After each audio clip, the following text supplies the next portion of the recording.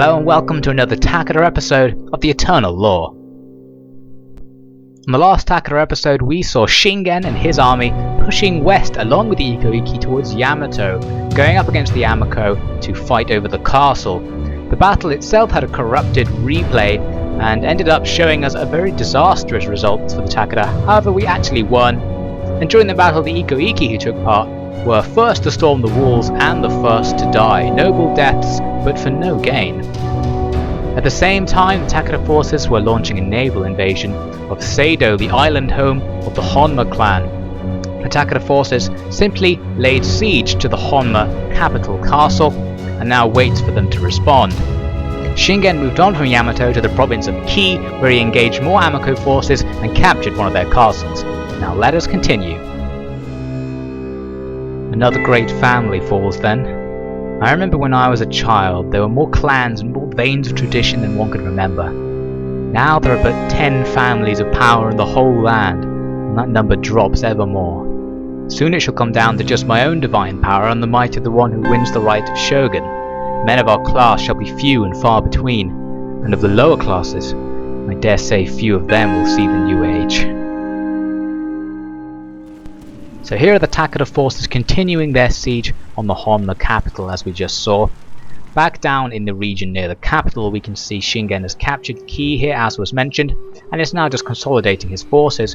You can also see we've garrisoned large forces here in Mikawa and up here on our border with the Ikoiki home provinces, just because I suspected the Ikoiki of foul play and wanted to be prepared.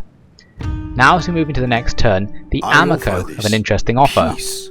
A simple end to war before our peoples are gone, like blossom on the breeze. The Amako, our mutual enemy with the Ikoiki, wanted peace, and I considered this peace for a very long time actually. I spent several minutes on this screen, but in the end I decided that a peace would not be beneficial and decided to cancel the offer because I thought I might be able to gain from the war continuing by capturing more Amako lands whilst the Ikoiki take the brunt of their revenge.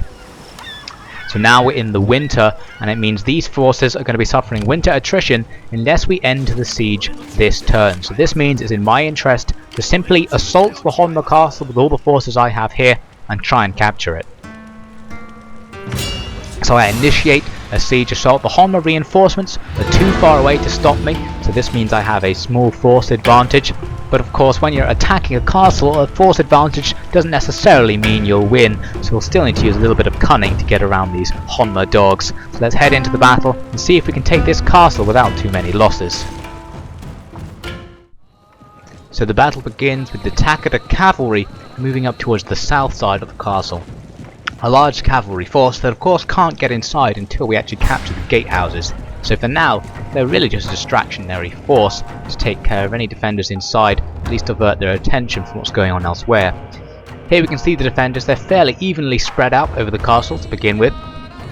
And you can see that on the flanks, more Takeda troops are approaching, mainly again as distractionary forces on the east side here. It's just a fairly weak force. It's trying to distract the enemy from this force which is moving around the north side of the castle under the cover of these forests. It's 3 regiments of katana samurai shock infantry who are going to be storming along this ridge here up towards the enemy's centre. At the same time, the big bulk of our forces coming in on the west side, our huge reinforcement army, which is going to take a while to actually get into position. That means I pretty much have free reign for a while because the enemy aren't going to come out to meet me, so I'm going to have some time to prepare my formation for the attack. And during this time I decided to harass the enemy because the enemy force has no archers defending the walls. There's no archers in their army. This means the limited number of archers I do have can simply move up and start firing into the enemy castle and taking out a few of the enemies just to harass them. You can see here these light Naginata samurai take some arrows from my bow cav. Bow cav are quite inaccurate and don't have many members in their regiments, which means they're not actually doing very heavy damage. But you can see the bows have been slowly chipping away at the enemy units. We can see here, I think these enemy katana samurai who just stood too close to the wall and took a volley. The survivors of the volley are still flailing around on the ground. However, they are doomed because all of their compatriots have abandoned them to death and run off to get out of the range of those arrows. One of our units has used. You can see my main force on the west side has moved up and is now beginning to engage with their archers. Now the good news is that the presence of my main force on the west side has caused the enemy to draw most of their troops to try and block off my west side forces. So if you look on the map on the top right hand corner of the screen, you can see all of the enemy regiments are concentrated in the corner of the castle, believing I am about to assault it with this army I've moved up to the wall. But in fact all I'm actually going to be doing was what you could see me doing there, bombarding them with arrows. Now while this was going on, I was using this distraction to move some of my cavalry up around to join the shock infantry regiment on the north side. Here I believe it's Katana cavalry moving up to join the Katana samurai. You can see the Katana samurai here are positioned ready to make their attack on the enemy castle. They're hidden in these trees, so the enemy don't know these forces are here. And here's their target, the enemy Tenshu, completely undefended in the center, because the whole enemy force is just down here on the outside, awaiting my army here to make its attack. So it's actually the perfect situation for me to just steal this battle from the enemy by capturing the Tenshu. All the while, my archers are continuing to just freely bombard the enemy units inside the castle, so it's bad news for them on all fronts. So here you see I've decided to begin the assault. The Katana samurai are coming up this hill out of the forest, revealing themselves to the enemy, so now it's just a matter of time before they come back and start defending the Tenshu, so I need to get in and take it quickly. The first regiment over the wall begins capturing the enemy's archery tower on this section of the wall, which was taking out a few of my troops, but now it's going to be working for me. Tower, my lord. So those men, having captured the tower, are now going to move on and start work on the Tenshu. At the same time, the second regiment over the walls is capturing this gatehouse. That will allow those two units of Katana cavalry I brought up to storm in and start distracting the enemy units a little bit more.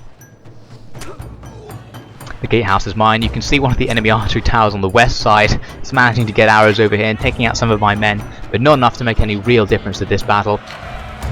Over here the enemy had some Yari samurai who are finally reacting to my incursion towards the Tenshu, but they're reacting, well, to the wrong direction. They're trying to take out my guys around the back, or it's the guys around the front there that are actually going to be capturing it and doing the damage. My Katana samurai rush in to engage with the enemy, and a bloody and fast melee begins here behind the Tenshu. Those Yari samurai are effectively going to be unable to stop me taking the Tenshu, but that doesn't mean the rest of their army can't come back and help them. So I need to still be careful and try and block off any enemy raids towards the Tenshu direction. You can see here my Katana cavalry are storming into the castle. The enemy have come in through the south gate, and they could now come and stand on the Tenshu point and stop me from capturing it. So I just had to bombard my cavalry into these men, breaking up their formation, storming through and slashing at them, just so they can't get anywhere near the Tenshu, because if a single enemy troop got near it, the countdown timer for my victory would stop counting. So all I need to do is not defeat these enemies, but just hold them in place. And you can see it's working. There's only 10 or so seconds left, and I have a full regiment here defending the Tenshu with ease. They're not even being challenged, which means this battle is easily going our way. Round the back, those Yari samurai are still fighting on. They're having some trouble against my Katana samurai, but really the result of that fight doesn't matter. You see the enemy moved up spears from the south gate to try and clear out my cavalry, but I just moved my cavalry out the way, because it doesn't even matter if I block the enemy anymore, because the battle is already over. It's a decisive victory for the Takeda forces, with very, very few losses as a result of this cheeky Tenshu capture and distracting the enemy forces effectively on the west side. Now we can head back to the strategy map. We've got a castle for us, no losses, and the enemy army has been destroyed. All good news.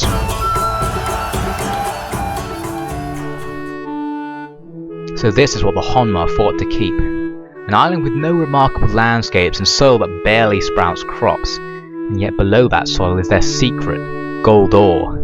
It is the reason that people suffer from starvation in houses with golden crests. A strange place indeed. I suspect that the locals welcome us, perhaps as just being the lesser of two evils compared to their old masters. The Honma troops gave out without a fight mostly. Father got his island. What will he want next? So here on the results screen from the battle, you can see the excellent news: 2-figure casualties for the Takeda forces and complete destruction for the Honma defenders. That means the castle is ours. We also get a level up for Takeda Yoshinobu. Good news. Now there is still a Honma army remaining, however the Honma clan has been destroyed. We also got the Shogun's ire as a result. The Shogun's getting angry at our power, and we'll see the consequences of that later on. But yes, there is a Honma army remaining. These are now Honma rebels. The Honma clan has been dissolved because they have no fiefdoms and no home castle. However, this army could still, in theory, come and capture my castle and restore the Honma clan. So I'm just moving my forces to defend against it. There's pretty much no chance of them being able to do so. Now we're back down at the Western Theatre. I'm moving a ninja up to see exactly what the Iko-Iki forces are doing. You can see they have captured their way around the capital. It looks like they're moving towards Tamba there to take out another Amako province. So I'm pretty much in a position to come up behind them at this stage and perhaps steal some Amako lands. You can see all of their troops are just piling into Tamba, and they capture it with ease, of course, with that many troops available. Now at the end of the end turn sequence here, the Honma rebels decide to try and attack the castle, perhaps not really realising that we have two full armies defending it, so I'm simply going to auto-resolve this conflict, and it's almost certainly going to go in our favour. And so it does, the enemy army is defeated. This means that this province will now have extra public order for the next 5 turns or so as a result of this military crackdown. Now we're in the next turn and my ninja has some more movement points so we can scout out more of the area around here. I spot an Amako province here with a medium level of defense and a potential target for my forces in the area. Back over on the east side of the map we have Takeda Nobukado here, who's in his fleet, and he's currently heading up to the northeast side of the map to investigate the Hatakeyama lands. The Hatakeyama are still our enemy and a potential area for the Takeda to expand into, giving us some nice little territories that are very big and easy to defend in this area. Problem is the castle is very far from the shore, so it's going to take Nobukado a long time, even after he lands, to walk towards that castle. And I am of course going to be sending Yoshinobu as reinforcements after him soon enough. So back down in Yamato you can see I'm deploying an army alongside Shingen's, because Shingen has spotted a couple of opportunities for some easy expansion. Basically he's going to move up under the cover of the Iko-Iki armies towards this area and try and take this castle just to expand our influence here in the capital region. So here we are in the next turn. You can see my ninja was moving up to scout where I was going to capture, but it turns out that during the end turn sequence the Yamako actually recaptured this province here from the Iko-Iki. And this is good news because that means the terribly weak force that is left over from the capturing action can simply be defeated by Shingen's force. So Shingen moves up and lays siege.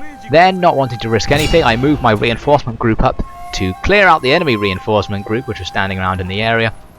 And that means the castle can now be assaulted by Shingen without any worries of any extra enemy troops coming in and ruining things. So you can see there's a little icon there which tells us that the enemy castle gates are open, probably because when the Amako stormed the castle they damaged the defences so much and didn't have time to repair them, which means it's going to be easier for me to retake the castle from them. So they didn't do themselves a favour there. So the province of Setsu falls to the Takeda forces. We now have another province on the flank of the capital, Kyoto. Good news. Had to do a fair amount of repairs here to the province. It seems the Amako had really messed up the province. It's also very underdeveloped, so a nice area to potentially develop into a castle town fitting our own designs. Now we're back on the eastern front. You can see I'm moving more forces up towards the Hatakeyama lands. Yoshinobu's force can't quite get to a point where he can land on those beaches. However, Nobukado's can get to a landing point. I'm going to try and land him as near to this road as I can, so then he can start walking south towards the Hatakeyama castle, which is a fair distance from the beach, as I said, so it's going to take a while for him to get there. However, in the next end turn sequence, he teleports back to Sado Island, and this is basically because the Date forces moved up and captured that Hatakeyama province before I could. We also get a nice bonus there. We have a call to arms because our clan's getting so mighty that people really want to join our army, so we're now able to recruit more troops. Recruit troops faster, I should say, which isn't necessarily very useful because I don't feel like I'm recruiting them too slowly. But anyway, so we can't capture that Hatakeyama province. There is still one up here we could possibly capture. And I do have Yoshinobu's force, who fortunately hadn't landed yet, which means they didn't get teleported away suddenly. It's basically because the game won't allow you to have troops in areas you don't have military access to. So if Allied forces capture lands which make this the case, your troops start teleporting around so it doesn't violate any of the rules and it gets a little bit confusing. So now back in Setsu, you can see there's another Amako province, the one I was going for before, and it was pretty much undefended because I think all the defenders that were there were expended when the Amako tried to take Setsu, which means I can just move up and capture the province with impunity. Another sneaky capture for the Takeda forces. So there we go, we've really quickly just captured 2 provinces there using Shingen's army, very useful. The reinforcement group moves over here to take out these Amako stragglers that were just standing around near the coast. And now after the victory we get some interesting news. it seems the captain of that reinforcement group was doing so well that the clan retainers have decided he would be a suitable candidate for being a general, so I can hire him into the ranks of generalship. So I now have a new general on this battlefront, very useful, and he has a nice army to start off with. I have no delusions. The Iko-Iki care nothing for us. They believe that we are under their thumb and will bend to their will, as we were forced to do with the Yamanouchi crisis. But their usefulness has expired and our strength has grown. From here on, station your best men at points the Iki may wish to attack us from. Soon they will go too far and our alliance will be over. Then our clan shall face its ultimate test. We must show the Iko that when the last blood has been spilt, this land belongs to the samurai.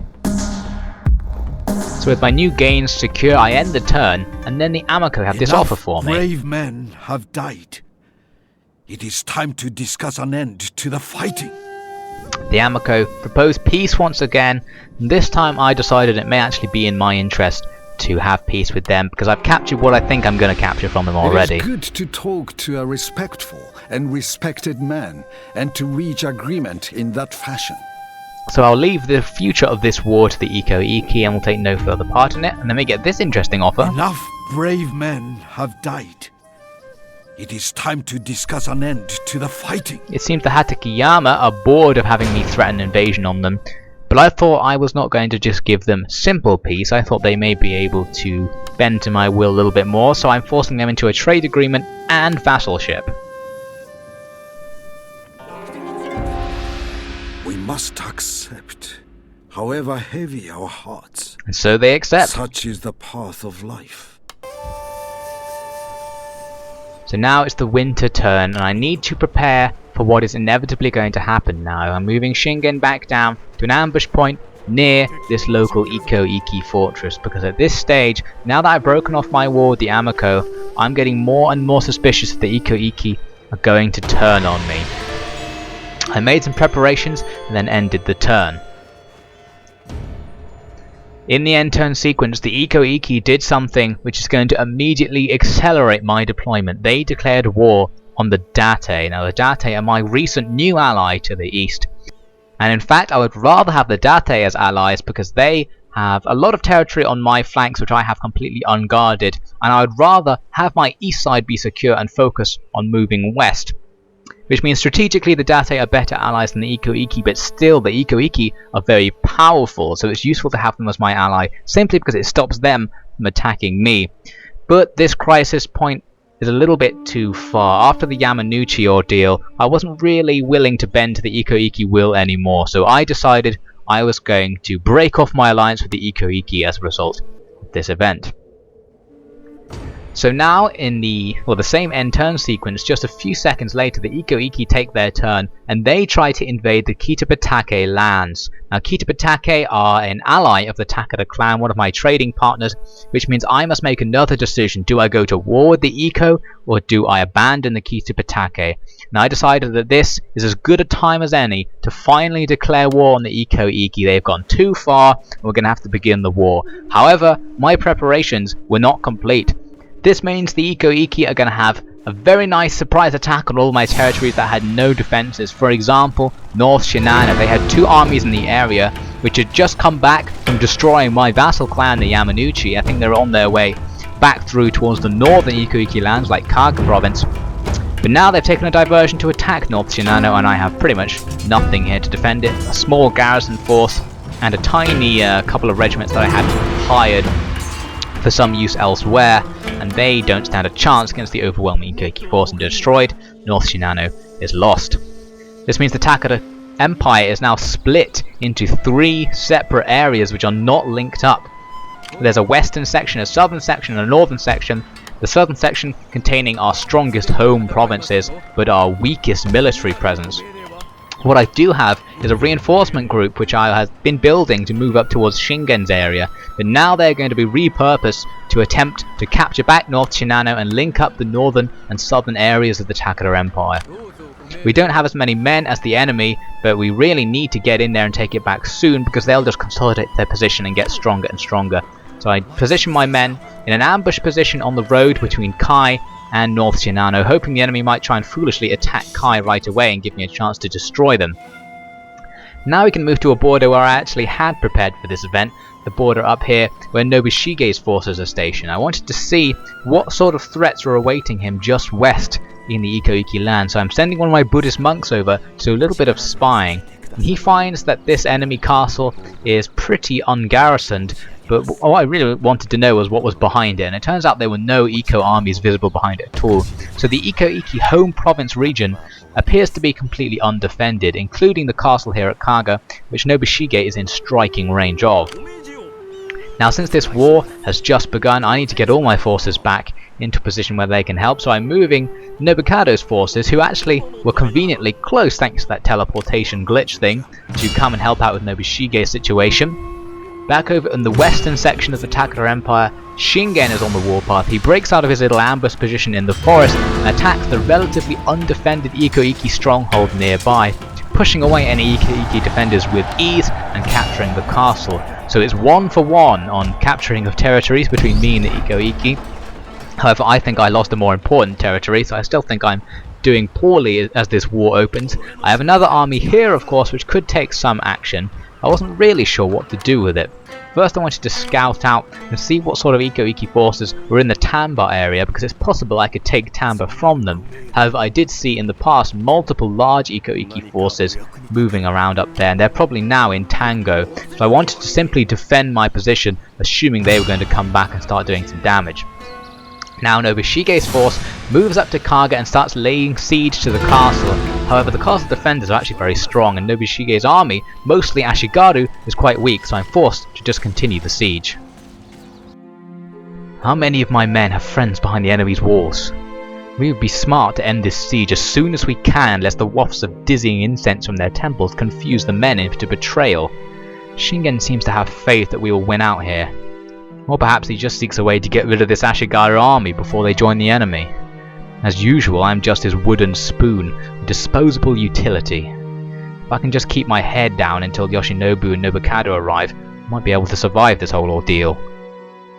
The next area I'd already prepared for this in is Makawa. You can see I have 2 large armies, one of which is led by General Yamadera, who are now in a position to assault Owari, and it looks like the Iko-Iki don't have many forces defending it, so I decided to move up and try and clear out this enemy army. But as I arrived, it turns out there was a huge other army just north of it, just on our side of the river between Owari and Mino, which means I actually have a huge force disadvantage, and it was not a good idea for me to continue this assault. So Yamadera had to call off his attack, but now he's stuck deep in enemy territory.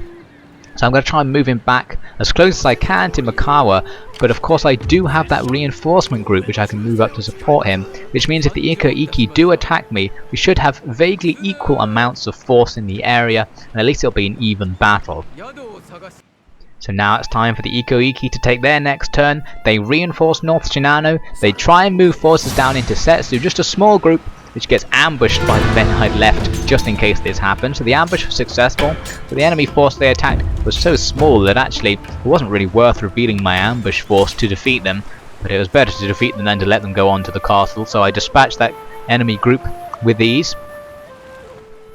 Now back up at Kaga, the defenders inside the castle decide to sally out against Nobushige's army. So Nobushige is going to have to put his Ashigaru army to the test against the many samurai of the enemy. You can see they have some Naginata samurai with heavy armor there, loads of bow samurai, katana samurai, and a few units of Ashigaru there which have extra armor, so they're slightly superior to our own. We're going to have to be quite careful in this battle to make sure we don't get overwhelmed. On the battlefield, Nobushige set out his formation in front of him on a hillside. A fairly standard formation with spears defending the middle with archers in front and a small reserve at the back. But the main feature of the formation is that the whole central area is hidden from the enemy. We have a small flank guard there of just Yari Ashigaru, and on the north side we have some more substantial flank guards. We have Yari Samurai and Naginata Ashigaru. Here's part of the reserve, these Tetsubo pirates with their devastating looking Tetsubo rods, and right at the back we have our Naginata warrior monks who are going to be deployed as a final reserve to protect Nobushige if needs be. Now I have a lot of light cavalry in this army. They're not really powerful enough to actually engage with the enemy, because the enemy has a lot of spears and a lot of heavy infantry who the light cavalry won't be very effective against. However, by rushing them out of my ambush position just as the enemy started to arrive, I distract a large number of their regiments. You can see many of their bow samurai turn their focus towards the cavalry and start unleashing flaming arrows in their direction. Now, all of those arrows are going to miss, and it means those archers are going to come into the battle delayed, which means the first wave of enemy troops is now weakened, and if they're defeated, the second wave will be far too small to do anything. So the enemy are just reaching the spear wall. They didn't expect this spear wall to be here. They are deployed as an ambush from hiding in the trees. The enemy thought they could just rush up and take out Nobushige, and so the spear wall starts to do its work, pushing the enemy back and killing all of the men at the front who are trying to get uphill into the wall of spears. Over here the enemy are doing okay with their heavy Naginata samurai. They're kind of too hardy to be defeated by a mere spear wall, but at least they're being delayed for now. The enemy's Ashigaru troops, however, are being eliminated by this spear wall. Just look at the wall of bodies in front of the spears. You can see they're trying to break through and just failing. They don't have the armor, they're going too heavily uphill, and they don't have the morale to really try and break through. Around the back, they have some marauding cavalry still trying to distract the enemy archers. This unit gets caught by a volley of flaming arrows there. Very nasty. They finally turn and start engaging with the enemy archers, but these enemy archers are bow samurai, too heavy to be defeated by these mere Ashigaru cavalry units. However, the enemy does have bow Ashigaru, against which Ashigaru cavalry units are perfect. If I smash into their bow rack and start slashing at them from behind, 2 regiments of enemy bow units here are destroyed by cavalry charges, leaving only 1 effective unit of archers involved in the main battle. But the main battle itself is already coming to a close. The Ashigaru who were fighting uphill have given up, and here you can see enemy samurai giving up as well and rushing away, so the central area of our formation has been secured. My spear wall and reserve units are rushing forward to engage with the second wave of enemy units now in the forest a little further back. The only bit of the enemy's initial formation holding out are these katana samurai on our far right flank, but they're not going to be holding out for too long. See, they're gradually being surrounded by 2 spear walls, and there's only a few of them left, and they start to retreat. So now the enemy are pretty much breaking completely. All of the Takeda forces are moving forward. The enemy still do have active units down here, which are going to be clashing with the Takeda who are rushing forwards. We've lost our hill advantage, which is the downside. The upside is that we can now completely surround them. They're attacking them with cavalry from behind, tons of different types of infantry from the front. You can see the Tetsubu pirates now engaging with these light Yari samurai who are not going to stand really a chance against Tetsubu pirates. They'll be very weak against them. We also actually have some cavalry trying to engage with these enemy spear units. Luckily the enemy spear units aren't particularly good ones, so my cavalry are actually holding out in this situation. There's only 1 or 2 regiments left at this stage, and they're starting to break. You can see these enemy bow samurai who are holding out to the end are eliminated, and the Takeda forces just rush forwards, killing the rest of them. There are a few units who still haven't engaged back here, but they see what's going on and start to retreat, especially as this little group of long Yari Ashigaru who was coming around the flank gets too close for their comfort. So it's a decisive victory for the Takeda forces with far fewer losses than I expected, given they had an only Ashigaru army. So it's another good blow for the Takeda in this war. We'll see how this war continues on in the next Takeda episode of The Eternal Law.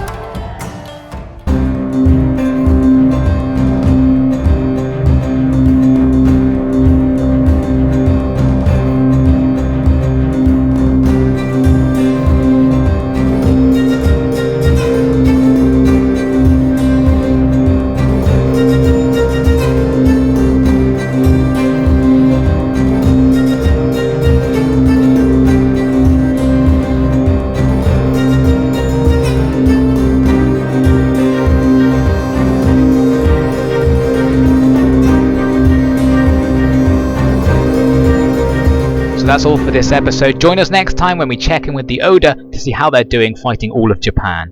That's next time on The Eternal Law.